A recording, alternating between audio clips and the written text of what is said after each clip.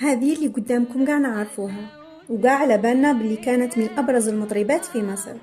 وردة الجزائرية ولدت عام 1939 في فرنسا لأسرة جزائرية من أب جزائري وأم لبنانية. أول ظهور لها كان في مطعم والدها، ومن بعد انطلقت نحو الشهرة حيث حطت الرحال في مصر، ومن ثم ولت نجمة من نجوم العرب التي خلدها التاريخ.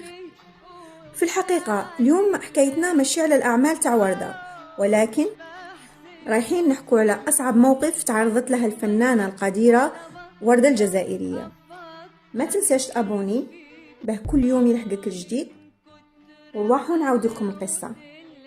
في أواخر السبعينات وردة وعادل أدهم قالك داروا فيلم اسمه كوتشينا، وقالوا دارت فيه قاع المشاهد المخلة بالحياة، والهدرة شاعت مشي غير بين الفنانين، لا بالعكس، هذا الخبر كسر الدنيا وهدروا عليها في الصحافة الصفراء.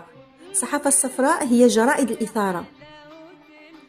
المشكل الشعب كامل اقتنع باللي وردة الفنانة المحترمة اللي كان قدرها عالي دارت هذا الشيء. واللي زاد الطين بلة هو في عام 2021 خرج واحد البوستر على فيلم كوتشينا. هنا الناس قالوا تسمى كاينة منها.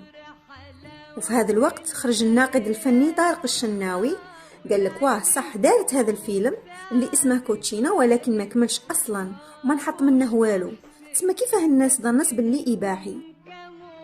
وبعد مرور عدة سنوات على هذه الإشاعة ظهرت الحقيقة أن أنور السادات رئيس مصر السابق كان في خلاف مع رئيس ليبيا القذافي، وفي هذه الفترة ذهبت وردة إلى ليبيا وأقامت حفل ضخم هناك، مما جعل أنور يغضب من الموقف ويفكر في الانتقام.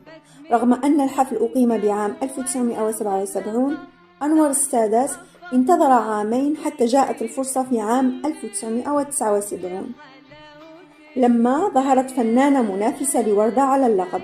قام بإطلاق الإشاعة لتتجه أصابع الاتهام نحو الفنانة فايزة، وهذه الحقيقة اعترف بها الناقد أحمد السماحي وأيمن الحكيم. وهنا نستنتج أن كل ما قيل إشاعة من نسج الخيال.